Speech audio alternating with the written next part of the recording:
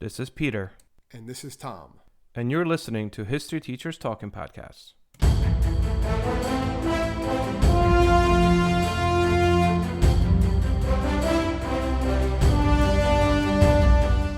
All right, this is Peter Zablocki and Thomas Fresca, and welcome back to our podcast. Tommy, what do we got today? Yes, well, we are back, like you said. Welcome back. And what today we're going to be looking at is the precursor to the United Nations, which you're hearing in the news quite a bit recently. So we're going to be looking at the rise and the fall of the League of Nations, Yep.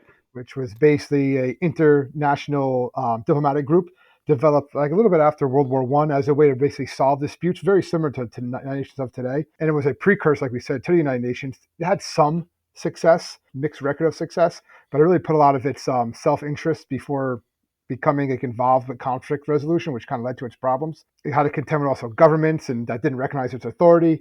Largely ceased operations during World War II, but it did last until 1946 technically.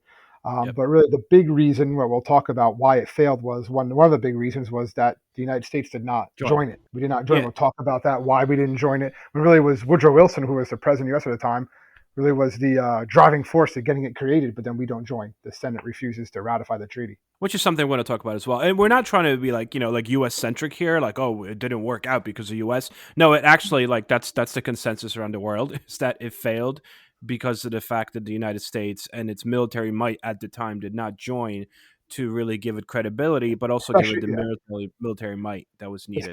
Especially after World War One. Especially after World War. How I used to compare it to my students, and I know you might laugh, and again, it's going to sound very like USA, but like. You always sound USA. Yeah, well, what are you going to do? Hey, look what happened, right? The U.S. just got knocked out of the World Cup, right? It happens. Hey. It's soccer. So be it. And what do we debut the very next day? Our brand new stealth bomber. So it's like, yeah, we didn't win the World Cup, but look what we have instead. So that kind of gives you a little bit of where our priorities lie. Priorities lie. Not so much we're kicking a ball into a goal, but look what we have. Stop knocking on the World Cup, bro. That's like a big deal. I'm not knocking the World Cup. I'm all for it. My students were excited for it. It's been really fun trying to get lessons done where all they want to do is watch the World Cup on their phones and stuff like that. That awesome. Is true. So you got to just give up and once in a while let them watch a little bit, That's right. They survive. They'll survive. But anyway, to get back to the League of Nations, because of leagues, and name always may remember, basically I compared it to imagine the Justice League, right? Without Superman. Without Superman. It's like, yeah, they're going to have some power, they're going to have something, but they're kind of missing a very important member.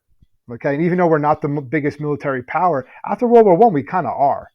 All right, it fades. It fades with isolationism, and I think not joining the League of Nations is a reason why we kind of fade down and we're unprepared for a lot of the stuff that then leads into World War II. But that's a whole other podcast, a whole other story. You can make the argument there that maybe if the United States joins the League of Nations, World War II doesn't happen as we know it. Maybe the U.S. doesn't go into isolationism as much as it did after the First World War. So there's a lot of what ifs there also in history when it comes to the League of Nations. Yep. And also the League of Nations, the issue with League of Nations is that in order for anything to be decided upon, you need a majority of the people and the members, or the 58 members, to actually agree upon something. And getting 58 members to agree upon anything, these are 58 various countries, is in itself, I think, kind of ridiculous. It wasn't going to work. Yeah, and also not only did the United States not join, but a lot of countries quit. I mean, Japan, Italy, Germany, Spain, they all quit. And it kind of is a precursor to the rise of dictatorships throughout 1930s, because I think that the idea of the League of Nations, which, like you said, was founded on January 10th, 1920, at the Paris Peace Conference, the idea of it kind of was working for 10 years, I would say. And by working, I mean, it didn't hurt anything. It was there, and the idea of maintaining world peace was legit. It's the 1930s that hit into play, and that's when you really see it crumble and fall apart, because it does have some successes at the beginning, which we will talk about. However, it is mostly known that during its 26-year existence, it basically failed, and therefore, it was replaced by the United Nations in 1946, which learned from the mistakes that were made in the League. Well, it had to fail because World War II happens. Like you can't say that a peace organization succeeds if the greatest military conflict happened, during its watch. Yeah. But it really, I think one of the things that I learned from reading this that really prevented the League of Nations from maybe getting past the United States was that Wilson got sick. right? So what's going on is he wants to push this, and there's a Republican Congressman Henry Cabot Lodge that's really going against the treaty because he believed that the league undercut the U.S. Autonomy in international matters. So Wilson took on this 27-day train journey to sell the treaty to the country, right? But he had to Yep. cut back his tour from his exhaustion. Then he winds up getting sick and he winds up having a stroke. And then Congress never ratifies the treaty, and the U.S. refused to take part in the League of Nations. And it's really when isolationists really started to get a hold in Congress because they feared it would draw the United States into another war. And at this time in the country, a lot of people would feel like maybe we shouldn't have even been involved in World War One. Like a lot Hmm. of like the truths of World War One were starting to come out. So in other countries, though, particularly in Europe, it was a really popular idea because they saw firsthand like the brutality of World War One. We didn't really see it here in the United States. We heard about it, there's pictures, but it's not like now with like social media and like you can view what was going on. Like the U.S. was pretty much unscathed on the home front from World War One. They didn't see it as much as what Europe saw. Europe was rebuilding. So a lot of leaders like the French, the Swedish, Belgium, Greece, Czechoslovakia, a lot of these smaller nations, they all responded in signing up for this League of Nations at the Paris Peace Conference. Yep. So let's kind of get into the idea here of where does it come from, and you did definitely allude to it right now with Woodrow Wilson, but like kind of get into like the origins of it, and after that we'll talk a lot about it was in existence, what it did that was successful because there was some successes, and ultimately what led to its failure. The League of Nations in itself, as this idea, stems from Woodrow Wilson's 14 points. So Yeah, it was the all built idea on the 14 points. Yeah, Yes. So the 14 points, just a quick thing. The United States enters World War One, albeit a little late. We enter about 2 years into the war, but we do help win World War One, and therefore Woodrow Wilson and the United States are actually present at the very famous Treaty of Versailles, the Paris Peace Conference. We're there as, for the first time, a big major power, a world power that's trying to also incorporate some of our ideas. And it just so happens that the guy leading our country at that time is an idealist.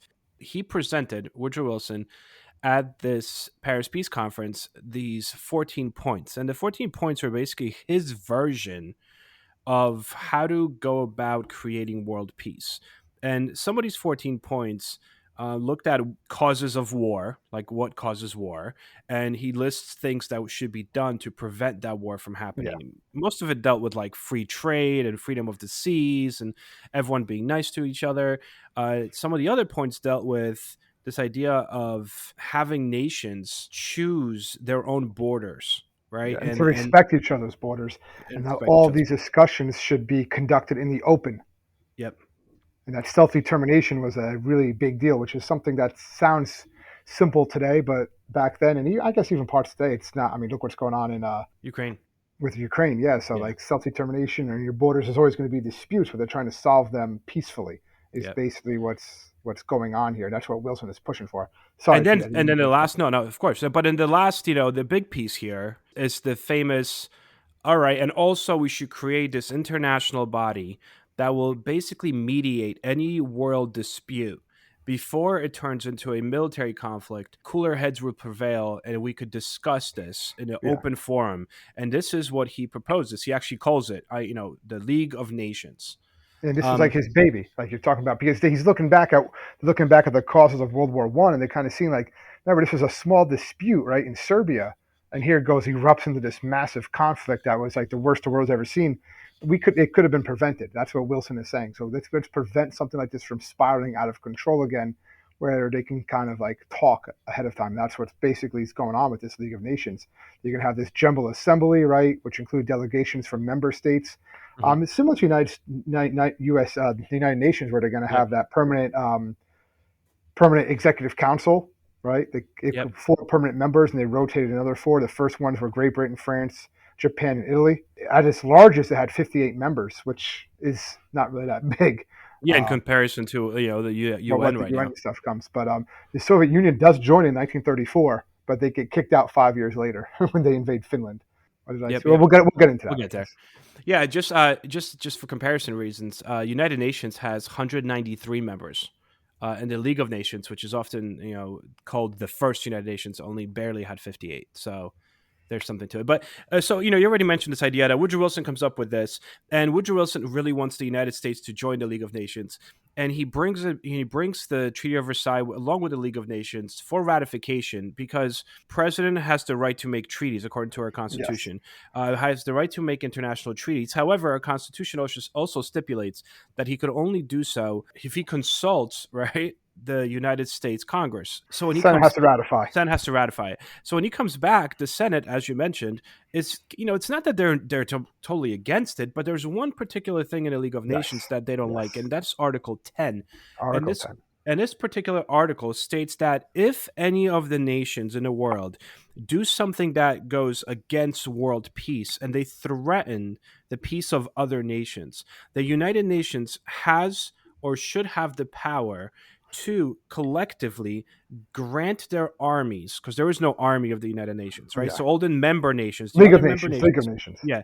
So there's this League of Nations, yeah. So these other members of the League of Nations will grant their armies to go and quell or suppress this terror or whatever aggression from this bad country, which basically will allow the League of Nations to use America's military. And Senate is like, wait a second, you can't do that. Only Congress can essentially declare war and send the U.S. military to fight in foreign conflicts. And if we agree to the League of Nations, we are inadvertently agreeing to the fact that we could use American military in foreign Yeah. conflicts That they with were it. afraid of. Exactly. With a decision that is not made by the United States. It is Yeah. made Now by the this was League of Nations. before like the War Powers Act and a lot of the other Yeah, yeah, yeah. things that really That's make all the 20s. executive branch much more powerful, like what you see during the New Deal and stuff. Yep. Because technically, if it was today's presidency, the president could use what's called an executive agreement to Yep. possibly ratify this treaty on his own. So what presidents do, it's like that version of an executive order, which how constitutional are they? That's still something that's debated. But that logically, using by today's executive power standards, Wilson probably could have forced this to happen if he really wanted to. Yep. But in the 1920s and 30s, that still was something that's going to happen. And they were just afraid of Article 10. It was Yep. basically again, Henry Cabot Lodge is the one that's really pushing this. And maybe he could have rallied American people support, but when Wilson has that stroke, that's it. That's the death Yep. of the Treaty of Versailles and the League of Nations for the United States. Is just not going to happen. Yep. Not to mention that he has the stroke because he's literally, like you said earlier, he gets Pushing on this himself. national tour and he's just like, well, I need to sell this to the American people. And it's just not doing it for him. So the league is created. It is created without us. It begins its organizational work in the fall of 1919. The first 10 months are actually it's headquartered in London before it moves officially to Geneva. And the covenant, the first structure of the League of Nations, goes into effect on January 10th, 1920, formally instituting the League of Nations. Initially, by 1920, there was 48 countries that had joined the League of Nations. This is the beginning, right? Yeah, so they're doing their thing, right? And right away they're kind of really struggling for their for an opportunity to assert its authority. Because if you didn't join the League of Nations, when I say you, I mean these countries, it wasn't really respected. Like no one respected this League of Nations if they didn't join it. That's why they didn't join it. So a lot of people are saying, listen, the failure is likely to damage this organization, so we have to like insulate itself into any just dispute. And one of them that popped up was Russia, which was not a member of the League at the time, attacked a port in Persia in 1920. And Persia says, help us to the League of Nations. But the League refused to take part because they said, well, Russia doesn't acknowledge our jurisdiction, so it's just going to damage the League's authority, so we're not going to get involved. So like, well, Russia's not going to listen to us anyway, so we're just going to let them do it, which again just kind of defeats the purpose of the League right there. So Yep. they thought that by not getting involved, they were going to save the legitimacy of the League. By not getting involved, people looked at it that like, what's going to happen. And then a lot of other of these small things that started coming around in Europe, particularly the smaller nations, like they didn't really want to give autonomy over to the League of Nations for help. Hmm. So they had no choice but to get involved. And from 1919 to 1935, the League acted as kind of a trustee out of these tiny regions between France and Germany called SCARs. Indeed became a custodian actually of this area, a very coal-rich area. And it was allowed to determine on its own which two countries it wished to join. Obviously, in the 30s, they decided to join Germany because they kind of didn't have a choice, but it's a whole other thing. But that's basically what's going on here. So a lot of these free cities, they kind of go to the League of Nations for dispute, and that's really what the League of Nations is doing. They did the same thing with Danzig. They're doing these sort of like smaller disputes and stuff like that at this time. Yep. And what's also crazy though is like they're dealing with all these disputes and they're trying to, establish their mission and credibility, but they only really meet in March, June, September, and December of each year. So they meet four times, right? And even at the meeting itself, most of the people that were sent from various countries were elder statesmen. These are people that kind of had already withdrawn from active politics, right? They're known diplomats, they're professional diplomats, but they're not like the leaders of these respective countries. Yeah, nothing You they know, say is going to necessarily be held on yeah, to. it's really not, right? And then eventually by like mid 20s, European members start sending foreign ministers to these meetings. Because it was even in the first 3 years, it was becoming kind of like a nothing's really happening here. No one's really taking this seriously. And to try to boost that credibility, that's when you have nations start sending ministers, like actual foreign ministers, so to give some authority and importance to this council. The main business of this council was political, so they dealt mostly with disputes that could somehow spiral and endanger peace. Also, countless small problems that kind of rose around smaller peace treaties. And they did have some successes. I think we should mention that they did exist. You have, well, the one big one, it was their humanitarian work, right? Specifically with refugees and prisoners after World War One. Yeah, they helped out. Right, yeah. So the League organized and really helped return 400,000 prisoners of war to their respective countries. They found homes for them. Countless refugees created refugee camps. It also did much humanitarian work. It dealt with a lot with tropical diseases. It created an idea of nations working together to try to diminish the drug trade around the world. So humanitarian efforts, it looked at trying to get rid of disease. It created the International Labor Organization, which is a subcommittee of it that was basically set up on nations coming together to brainstorm ideas on how to improve workers' rights and working conditions across the world and to combat child labor. They try to revive the world economy. They arrange specifically world conferences so that way nations could discuss tariffs and trade agreements. And of course, this is all throughout the 20s. Once 1929 happens, Great Depression happens, no one's really talking about Well, they're more concerned with what's going on internally it. in their countries than Yeah, what's going on everywhere else. but up to this point, they're trying their best. They're trying. They Oh, do a lot of work also, like you were saying, with humanitarian work, yeah. protection of minorities. So they were doing in other countries.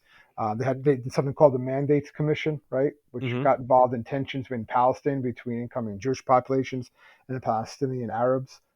They tried to get some peace, but it was kind of got complicated, obviously, when World War II broke out. So they are doing these sorts of things. They got Iraq to join the league in Yeah. 1929. So they are able to recruit other members. It just doesn't work out. So they do small things. There's a lot of small things. They do handle some small disputes, like we said, but anything that gets bigger disputes, they're just not respected by these other countries. And then countries that are in the league start to just not follow its rules, which we'll talk about in a few minutes. Yep. And that just basically leads to its downfall. Yeah, it's kind of like once you lose the credibility, it's very much like, we're teachers, right? Yeah. Once you lose the credibility in the classroom, once you lose the respect, you really can't get it back. It's Yes. done. What do they always say? Once they see you cry, that's it. It's over. And How they many don't, times have you How many times have you cried in the classroom, Pete? oh, Just dude, this all the time, man, all just the this time. week alone. Just this Just this week week alone, right? alone, I don't know. It's been rough. I mean, week's just started. I don't think I've ever cried in a classroom. I mean, yeah, maybe like I might have like low key shed a tear at like certain graduations because I really like that class, but not like outright crying. But no, going back to this idea of like losing credibility in a classroom, and that's kind of how it works, right? If you lose respect of your students, that's it. Other people are like, oh, they let those guys get away with stuff. Well, maybe, and that's kind of what happens here in the 30s, and we'll get there. I just want to mention one other positive thing that happened in 20, because the 20s kind of seemed okay here. Like they're getting some Yes. stuff done. It's the 30s, and like you let one country get away with something, boom, your credibility's over. And that's kind of what we'll get to in a second. But the Allen Islands, right? There was a dispute in 1920 Yes. between Finland and Sweden over some islands. And these islands were owned by Finland, but were heavily populated by Swedes. So you have a dispute of who should take over these islands. And the league actually winds up settling the dispute. And it settles it in Finland's favor because they're like, well, they're owned by Finland. The Swedes that are there, they don't have to stay there. But regardless whether it was correct decision or it was not a correct decision, it did avoid a conflict between these two nations. So this is 1920, really early on. It's like, all right, this is going to work. there was a dispute in 21 between Poland and Germany. You Yeah, have Lithuania. riots, yeah, between German territory and Polish territory because Poland was recreated at the end of World War One. It was gone from the map prior to World War One because it was divided, it was partitioned, and it was recreated by the League of Nations. And some of the areas that were granted to Poland, were once Germany. There's a lot of infighting. Again, League of Nations steps in, gets Poland and Germany to the discussion table, and Germany gets most of the land that was disputed, but Poland is granted the land that it is granted contains just very rich industry and natural resources. So it's like, look, you don't get as much land, but you get the good land. Yeah, Okay, better stuff. everyone's happy. So things are kind of going okay, but Yeah. then Then they things, don't. Like in 1923, that's probably what we're talking about, right? yeah, that's where I was going to go to. So So you have what's the happening? you have the murder of this Italian general, right? Hmm. Enrico Tellini and his staff, when they're in Greece. So at this point in 23, Mussolini is in charge of Italy, right? People And he, forget that, right? They think like yeah, 40s. No, this guy's been there way before he was Hitler. there way before that. That's a whole podcast. We never did Mussolini, did we? We We should do talked about him a Mussolini. What a couple, but yeah, terrible end to a guy, though. It's a terrible a end. terrible end, but you could argue a deserving end if Well, you no, want no, to I be don't like think we that. could So, argue that. I think that's a given. so okay, good. I want to make sure we're on the same page there. I don't Yeah, know. I thought right, you, right, right. Yeah, no but Kanye here. There's no Kanye here. All right, we're not making okay. any of that. All right. But yeah, he was retaliated by basically bombing and invading the Greek island of Corfu. And the Greece requests the league's help. They're like, listen, that guy was murdered here, yes, but it wasn't part of our government. He's just using this to try to gain territory and stuff like that because Mussolini is outright this time talking how he wants to like bring Italy back to its glory, restore the Roman Empire, that sort of stuff.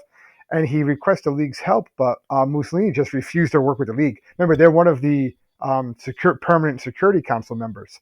Italy is. So he's just like, no, there's nothing illegal about what we did. And Yeah. they're like, yeah, but we have to sit and talk. And he's like, no, no, we don't. We didn't do anything wrong. We're just defending ourselves. He's like, this is not the league's business. And the league just kind of like went along with it. And they just kind of let Italy do that because again, they didn't have the will or the ability to enforce anything. So they were kind of like left on the sidelines watching, as the dispute was solved instead by Conference of Ambassadors and Ally Group. So all these other people start to get involved. They did nothing. They just couldn't. And the issue there too is I think you just totally hit the nail on the head here. They have no way to enforce it because these guys just fought what is considered at this point Yeah, the worst, yeah, greatest military conflict ever in history of the world to them. One that was called and dubbed the war to end all wars, rather. was Like yeah. this is never going to happen again. It was that bad. In other words, none of these people, none of these nations, just 3, 4 years later, are willing to commit No, themselves they're or their not. Yeah, military to any war yeah. whatsoever. They don't have the militaries to do it either. Like Yep. No, they're wiped. They're wiped out. they're wiped out. They're rebuilding. The population has no interest in going to a war. You think England's going to want to send troops to go fight a war in Greece to Yeah, stop not going to this? happen. They're just like let Yeah. it happen. Like whatever, let them solve it. The whole point. Also, the League of Nations is supposed to be a place where they can talk. But when one side is saying, "Well, we're not talking. We did nothing wrong," Yeah. there you go. Like this is kind of Well, the hard, other idea hard to was follow. sanctions, right? So the other idea is like the other nations are going to come together and somehow have some sanctions on this Yeah, country. But now you have other nations that are like, yeah, but we kind of like trading with them, so we don't really yeah. want to do Again, sanctions. they're all rebuilding. So Yep. it's like, no, we're not. All right, you're Yeah. seeing that issue right now. It's still with like Ukraine and Russia with the oil reserves and stuff like that. Countries like, well, it's getting cold. Like we need oil, Yeah. and you can understand that. So it's just like there's how are we going to punish our people for what they're doing? So it's kind of this like catch-22, if you will, with everything that's going on, and you're seeing like the parallels. I'm not saying that what's going on in Ukraine is going to burrow into like World War III or anything like that. Yeah. What are you trying to But say? Why are you stressing children oh, out? I'm freaking yeah. Children don't listen to this. They don't Children, listen to us. children don't listen to us. Oh man. But yeah, there's all sorts of things. But you're seeing this happen, and like it just keeps on happening. Where more of these countries start invading other countries, and those countries come to the league for help. All right, Bulgaria asked the league for help when they were invaded.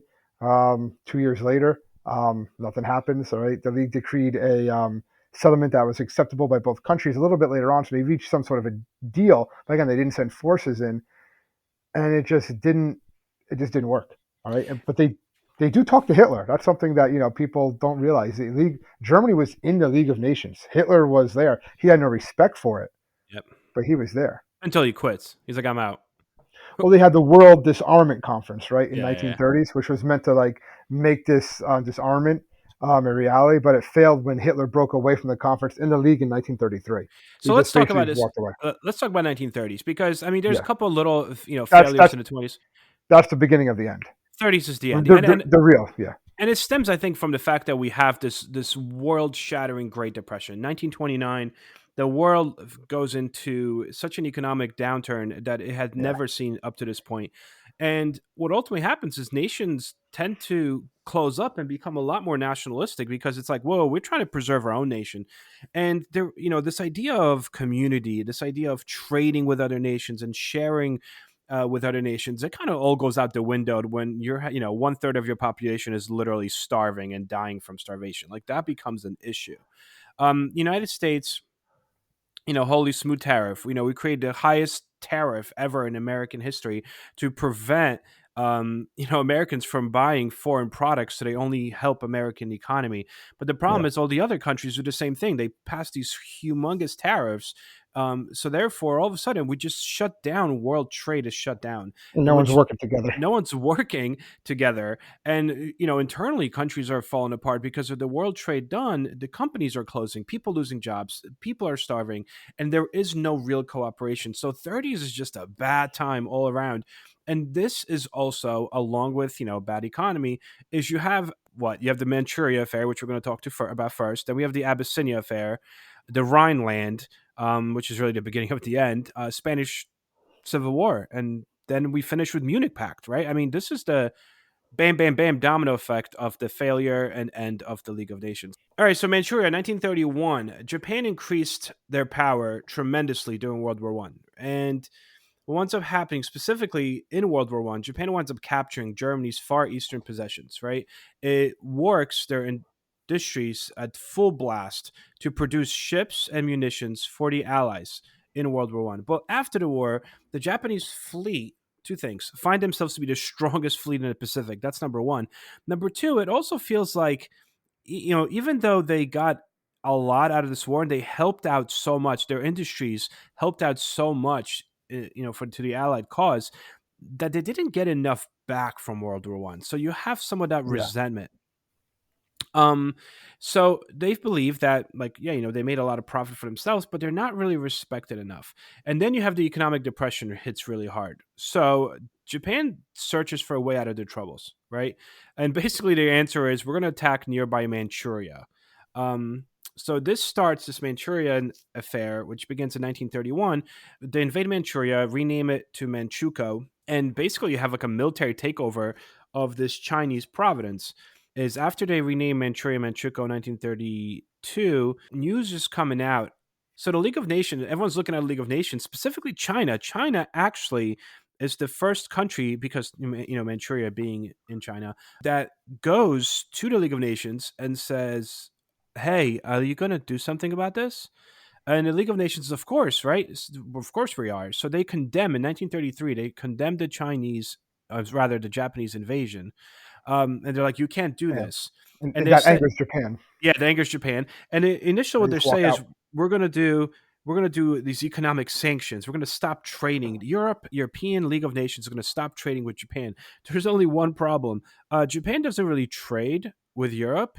Its number one trade partner is the United States of America in 1930s. And the United States of America, as we had already mentioned, is not in the League of Nations. So the fact that the League of Nations is like, we're going to limit trade, it really doesn't do much Does nothing. for Japan. And behind this is another thing that's crazy, is Britain actually goes behind closed doors, and they're like, we don't want to stop trading with Japan. We kind of trade with them too. We've been working on it to try to compete with the US. So Britain actually has this like, underground meeting with Japan, and it's like, all right, look, listen, the league is going to try to cut down some of your trade, but like, we're still going to trade with you. Completely undermines the League of Nations. And Japan sees this as a joke, and they're like, "Oh yeah, League, you're mad." So as you mentioned just now, Tom, they basically leave. They're like, They leave. Well, it's a whole big that you can see. They have the videos. Like the videos are out there of them just like basically yelling at the League of Nations, calling it a farce, saying you only care about something that it affects you, like the European "Yep, powers, and they just walk out. They literally just walk out. Say we are done with yep." the League of Nations. In 1933, they leave the League of Nations and they continue the conquest of China. Actually, Yeah, the second phase of the intervention is in mainland China in 1937, and their fight against China and the invasion of China lasts until the end of the war in 1945. Number one, the League showed that it is incapable of enforcing any world peace. Like the farce yeah. was done. And what Um, would you think though, Pete? Like if the league decided to actually, like, so let's say they could get an army together and send it in, they see, probably could have stopped all this from ever happening. Like yeah, what we know happens but do you because think they would have even been able to send an army? See, I don't even think they would be able to send an army because, again, 33, 32, like depression is hard, yeah, you but I'm know? saying what if they could? Like if they actually could get an army out there, like I think they could have stopped a lot of this stuff from happening. I mean, And there were the people one, that were saying you have to stop force with force. There were people advocating that. Maybe yeah, not in the league, but they were still you seeing what's going on with Hitler. Remember, the Germans leave the League of Nations 33 also. Like, well, these yeah, countries are leaving the League of Nations, so it's falling apart. We have to like stop them somehow, like just stop these invasions. And that's really why China and those countries are asking for help is because they can't stop it on their own. They need these help from these other nations. We're part of the league.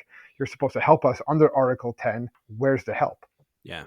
I just think it's rough. Like, the only really nation that could compete at that time, military power. I mean, remember, the United States is basically They're not. Yeah, disarming. it have to be Britain. Have to be Britain. But even Britain didn't have a good standing army at this point No, either. they're There nothing. No. really wasn't. We were not prepared for war in any way, shape, or Oh no, but form. no, but the only ones that were preparing for it were these aggressor nations, Yep. were Japan, Italy, and Germany. That was it. And that's a nice segue too to some other countries because this affair and this Manchuria affair in 31 to 33 encouraged other European dictators to try to do Do the the same same thing. Yeah. things, specifically in Africa and Europe, right? So our next big test is 1935, and we're back to our buddy Benito Mussolini here. Yeah. It's Abyssinia, in which is today's Ethiopia. Ethiopia. Yeah. So basically, he wanted war and glory. That's what Mussolini wanted.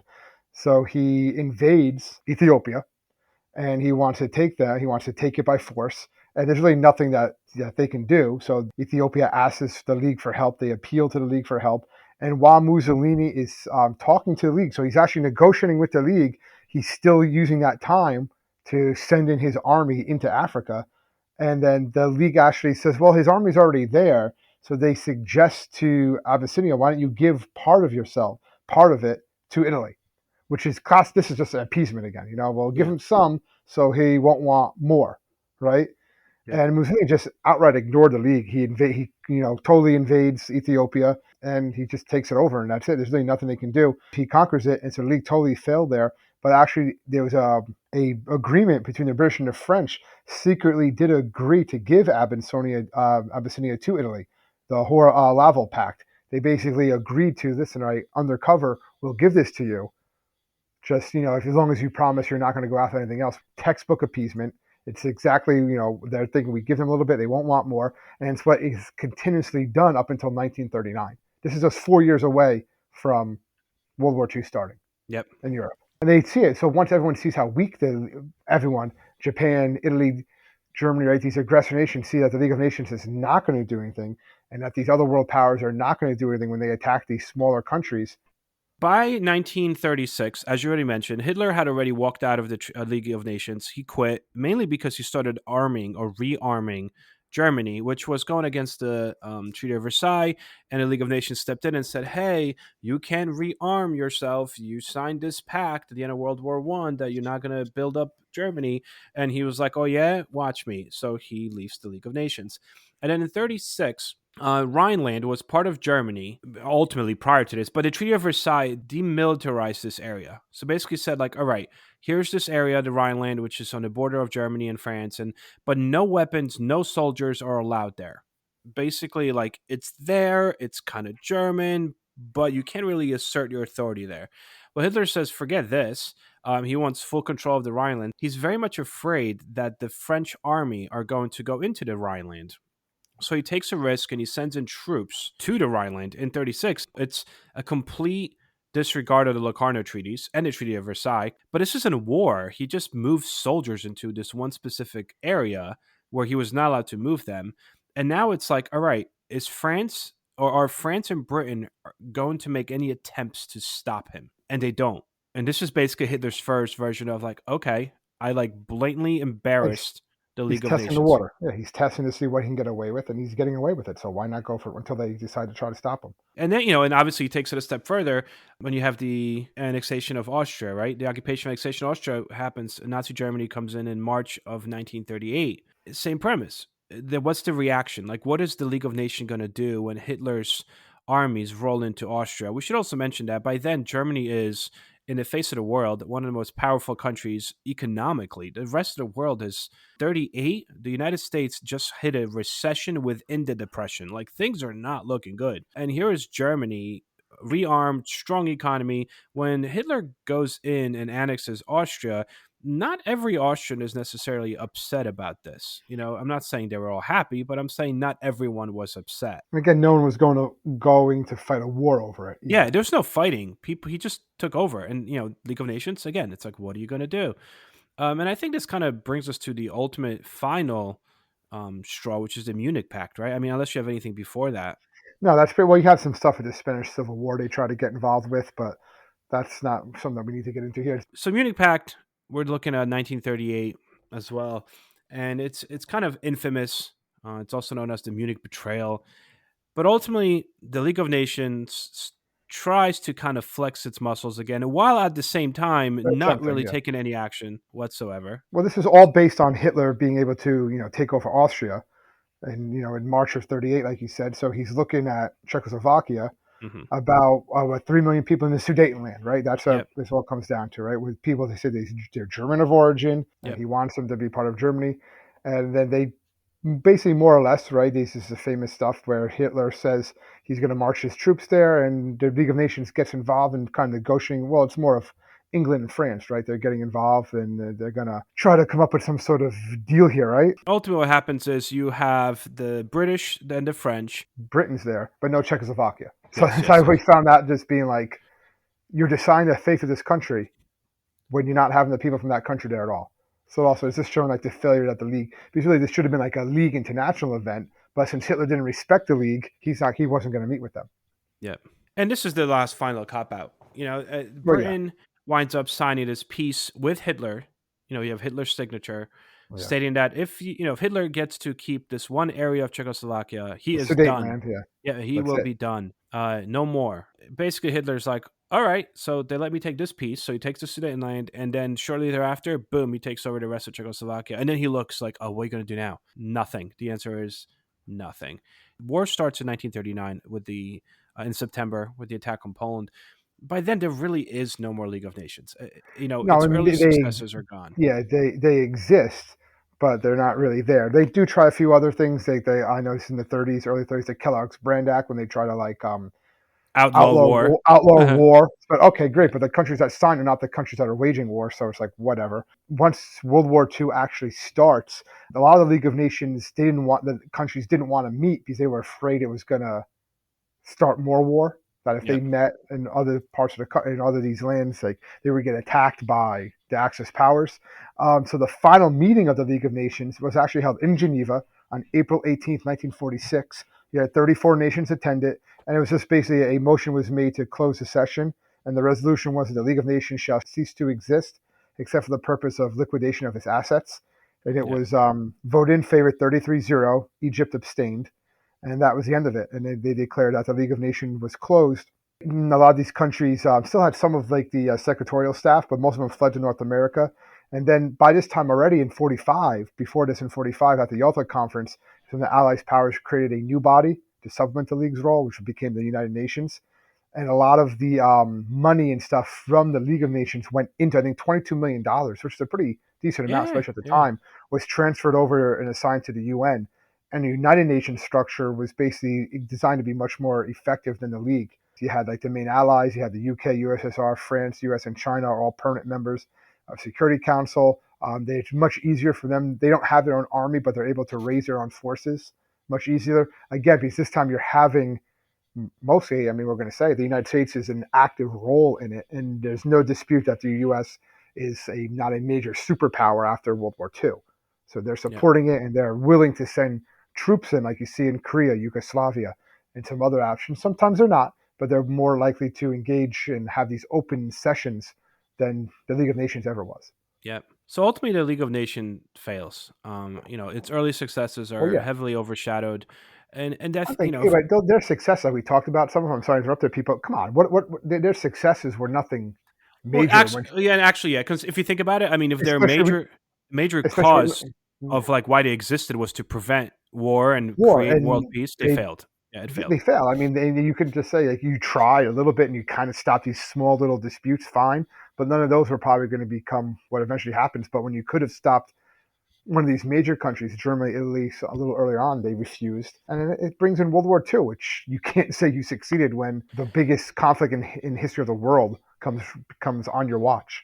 And this is where we need to get to one of the greatest problems of the League of Nations, and that's pacifism. The league's Yeah. two largest members, Britain and France, literally were destroyed in World War One. They were not willing, they were so reluctant to resort to any sanctions or, God forbid, any military actions to uphold and stop any aggression. Like they were just not willing to do it. And if the most powerful members are not willing to pledge their own military to stop any of these Uh, aggressions, you're then not going to how get the can you smaller ones. expect the other ones, the small ones, to do so? So I think that was ultimately the greatest problem. And historians believe that if America had joined, then America would have used its own military to kind of flex its muscle. But at the same time, if you look at American interwar period, we were so isolationist that we did not really have a It wasn't military. going to happen. Yeah. So, historians could say all they want, like if America had joined, I don't think that would have made a difference. I think we would have, if anything, vilified Americans even more for the fact that like we went along with Britain and France and not done anything to stop Hitler. Things happen for a reason, as they say. But I still think it was a noble cause. It was a noble idea. The League didn't have any power to stop anything. They didn't have a military. It didn't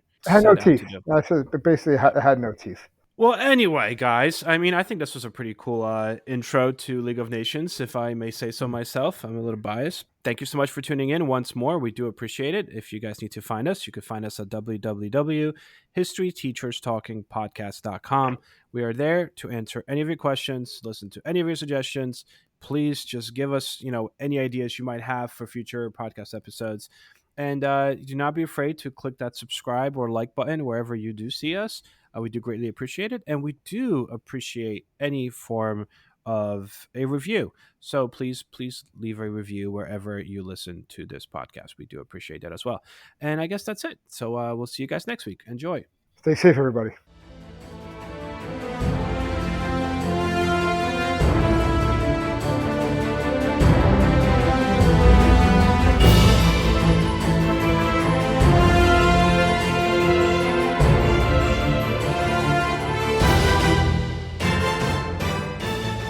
I hope everyone enjoyed our podcast. And if you would like to email us, you can do so at historyteacherspodcast@gmail.com.